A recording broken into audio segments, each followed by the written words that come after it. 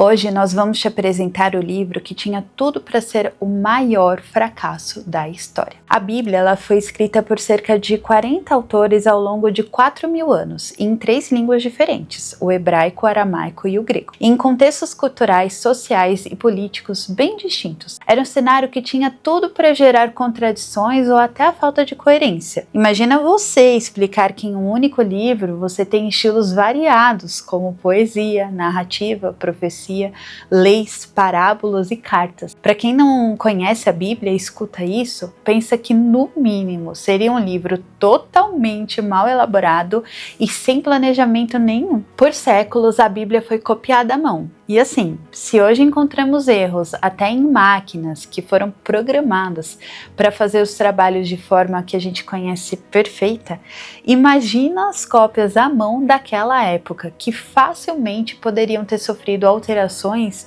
ou até a perda de partes inteiras do texto. Para você ter uma noção, uma curiosidade, é que antes da prensa de Gutenberg, no século XV, reproduzir um exemplar era muito caro e muito trabalhoso.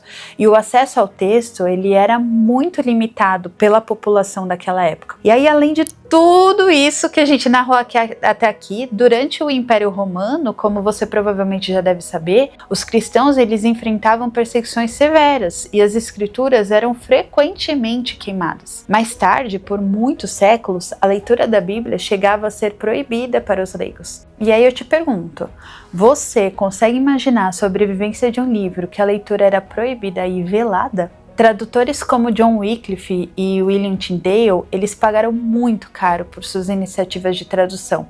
E uma informação ainda mais triste, não sei se você sabe, mas o Tyndale ele foi executado por traduzir as escrituras. E aí, bom, imagina que traduzir a Bíblia para mais de 3.500 idiomas é um trabalho gigantesco. Além das barreiras linguísticas, como a gente viu anteriormente, sempre houveram desafios políticos e religiosos para essas traduções.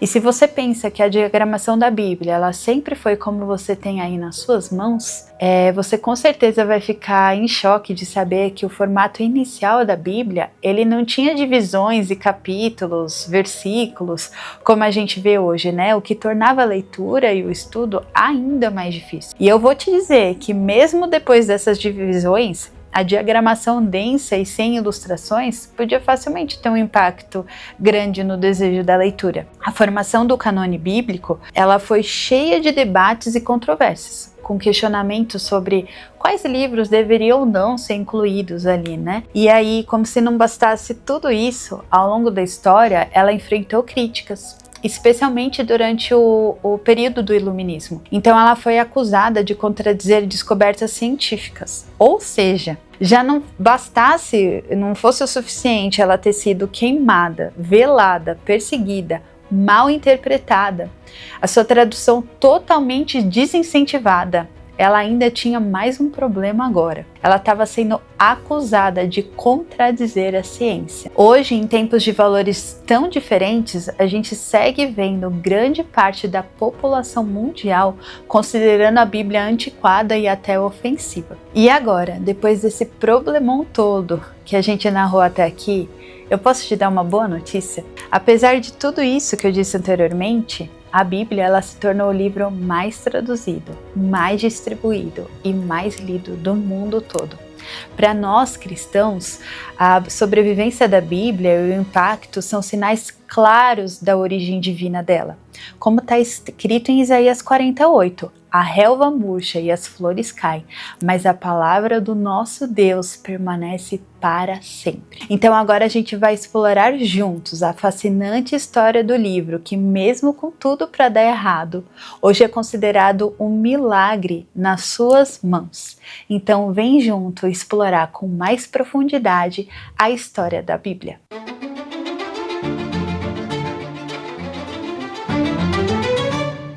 O Antigo Testamento, composto por 39 livros, foi escrito entre 1400 a 400 anos antes de Cristo. Ele é mais distante do nosso contexto cultural atual e por isso é considerado mais complexo em comparação com o Novo Testamento. A Torá, que abrange os 5 primeiros livros do Antigo Testamento, Gênesis, Êxodo, Levítico, Números e Deuteronômio, contém os elementos orais que antecedem os escritos. Na Bíblia hebraica, o Antigo Testamento começa com Gênesis e termina em 2 Crônicas. Curiosamente, Abel é o primeiro Marte em Gênesis 4:8, enquanto Zacarias é o último Marte de 2 Crônicas 24:20. E com o tempo, quando o Antigo Testamento foi traduzido para o grego na Septuaginta, a ordem dos livros mudaram, e a estrutura tematicamente organizada se manteve até os dias atuais. O Antigo Testamento foi majoritariamente escrito em hebraico, com algumas porções em aramaico devido à influência babilônica e persa durante o cativeiro babilônico. O Novo Testamento, por outro lado, foi escrito em grego, a língua franca do Império Romano, que na época tinha uma importância semelhante à do inglês nos dias de hoje. E uma curiosidade é que os primeiros escritos do Novo Testamento são as cartas aos Gálatas, Tessalonicenses e Tiago, e não os evangelhos como até poderíamos pensar. Mas apesar disso, a divisão tradicional da Bíblia coloca os evangelhos no início do Novo Testamento, sendo aceito por todos os cristãos que Apocalipse é o último livro da Bíblia.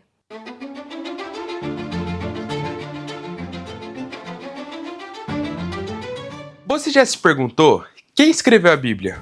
Humanos ou Deus? Para nós cristãos, a Bíblia não foi escrita por homens, eles apenas foram usados como instrumentos por Deus. A Bíblia nos ensina que as Escrituras são inspiradas por Deus, e a gente consegue ver isso lá em 2 Timóteo, no capítulo 3, no verso de número 16. O apóstolo Paulo nos afirma: toda a escritura é inspirada por Deus. A palavra grega usada aqui pode ser traduzida como soprada por Deus, indicando que a inspiração não veio do homem ao escrever, mas sim de Deus. A palavra expiração seria mais precisa do que inspiração, pois aquilo que vem de Deus é uma expiração para fora e não uma inspiração para dentro. Portanto, ao falarmos sobre a autoria da Bíblia, afirmamos que, embora os autores humanos tenham sido instrumentos de Deus, a verdadeira inspiração e autoridade vem diretamente do Senhor. A partir de 2 Timóteo, no capítulo 3, verso de número 16, entendemos que a origem suprema das Escrituras é Deus. Ele é a fonte de toda a palavra escrita. A Bíblia nos mostra que, ao longo da história, Deus comunicou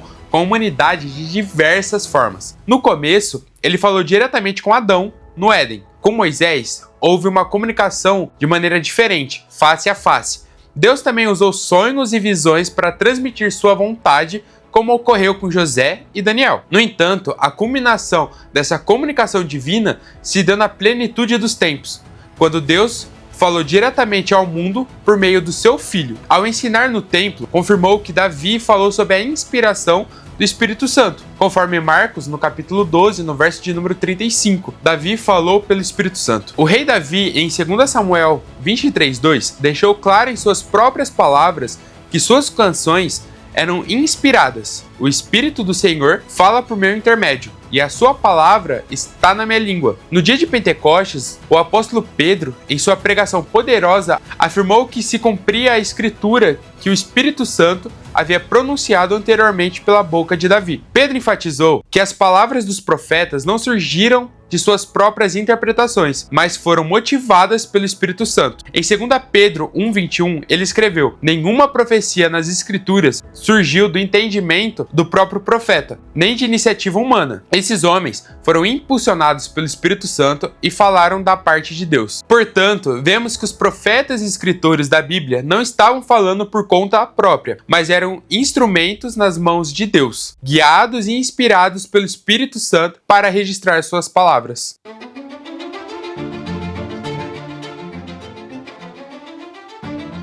E um dos pontos mais importantes para nós cristãos quando o assunto é Bíblia é nós compreendermos o que Jesus, o Filho de Deus, pensava sobre as Escrituras. Não podemos esquecer que Jesus, ele era judeu e ele viveu de acordo com as tradições judaicas do seu tempo, lá no primeiro século. Ele foi circuncidado, o nosso Senhor ia no templo, ele lia as Escrituras. No entanto, a visão de Cristo sobre as Escrituras é fundamental para os cristãos especialmente, meus irmãos, em uma época em que o ceticismo prevalece em relação à palavra de Deus, inclusive na igreja. Em Lucas capítulo 24, verso 44, por exemplo, nós encontramos que Jesus se refere ao Antigo Testamento como lei de Moisés, profetas e os salmos.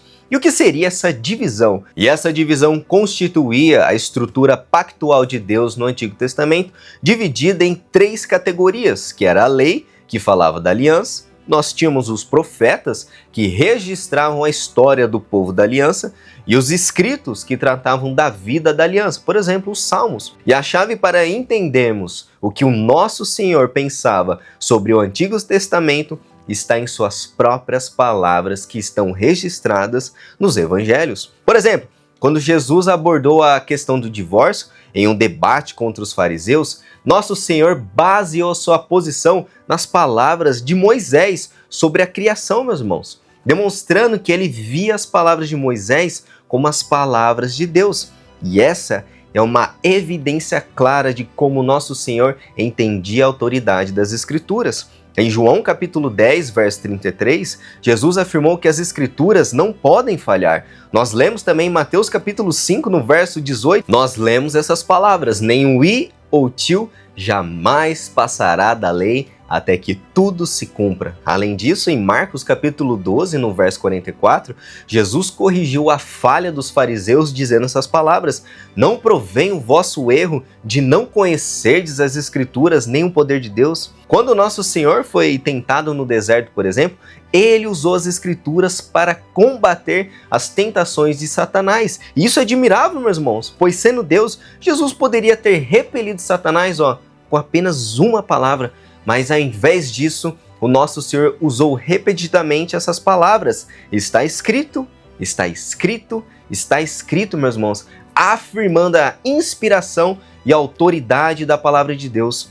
Em outras passagens das Escrituras, quando o nosso Senhor criticou os fariseus, nosso Senhor não censurou a lei de Moisés, falando que ela era errada, mas, meus irmãos, ele asseverou que era a palavra de Deus. Mas Jesus corrigiu a hipocrisia e a incoerência dos fariseus. E o nosso Senhor disse essas palavras: os mestres da lei, os fariseus, estão ocupando o lugar de intérpretes oficiais da lei de Moisés. Portanto, pratiquem tudo que eles dizem, obedeçam-lhes, mas não sigam seu exemplo, pois eles não fazem o que ensinam. Meus irmãos, em outras palavras, ainda que a palavra de Deus venha por instrumentos hipócritas como os fariseus, ainda é a palavra de Deus.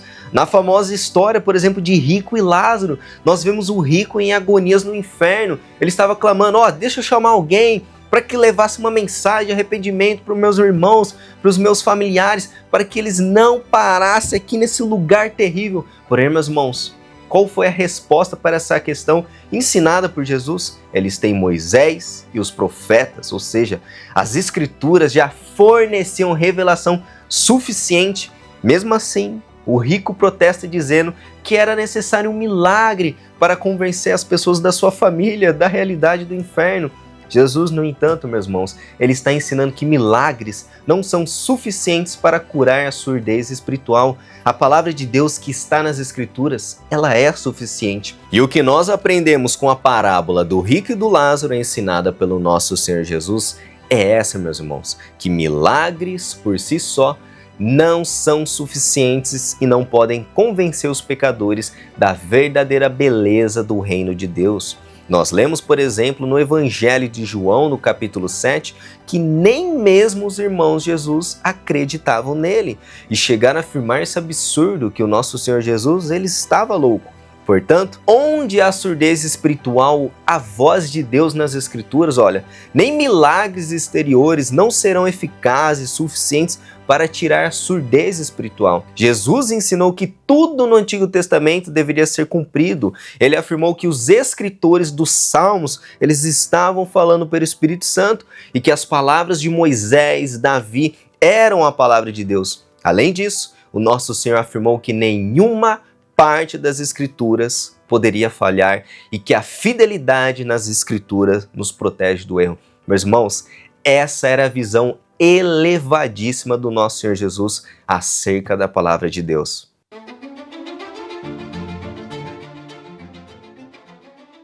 Quando contemplamos a visão exaltada de Cristo sobre as Escrituras, a pergunta que fica é: como podemos ter certeza de que elas são realmente a palavra de Deus? A Bíblia foi escrita ao longo de 4.000 anos por autores diferentes e em línguas que não existem mais no nosso século moderno. Deus utiliza agentes humanos como tradutores, pastores e mestres para transmitir sua mensagem. Paulo afirma que tudo isso visa a edificação da igreja e o aperfeiçoamento do corpo de Cristo. No entanto, existe um fator decisivo para a compreensão das Escrituras: o testemunho interno do Espírito Santo. João Calvino popularizou esse ensino com as seguintes palavras: o testemunho do Espírito é mais excelente do que toda razão, pois visto que Deus sozinho é um testemunho suficiente de si mesmo em sua palavra, a palavra não achará aceitação no coração dos homens antes de ser selada pelo testemunho interno do Espírito Santo. Portanto, o mesmo Espírito que falou pela boca dos profetas tem de penetrar em nosso coração para nos convencer de que eles proclamaram fielmente o que lhes foi ordenado por Deus. Porque enquanto ele não ilumina a mente dos homens, estes sempre hesitam entre muitas dúvidas. Esse ensino é claramente confirmado nas Escrituras, como vemos em 1 Coríntios 2,14. As pessoas que não são espirituais não aceitam essas verdades que vêm do Espírito de Deus. Acham que é loucura e não conseguem entendê-las, pois somente quem é espiritual pode compreender o que o Espírito significa. Ou seja, para entendermos as realidades sobrenaturais, precisamos do poder do Espírito Santo. Ele quebra a nossa cegueira espiritual e nos ajuda a ver a glória de Cristo, que, como Paulo escreve em 2 Coríntios, está oculta por um véu. E esse véu precisa ser removido. E a profecia do Antigo Testamento afirma que Deus colocaria em nós um coração de carne,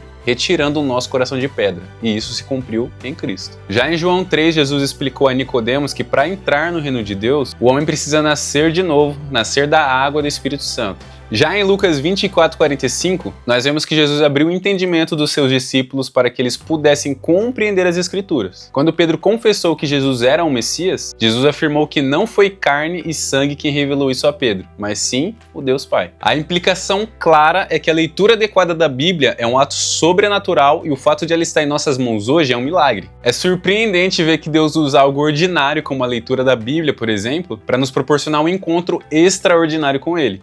Mas e você? Já leu sua Bíblia hoje para ter um encontro sobrenatural com Deus?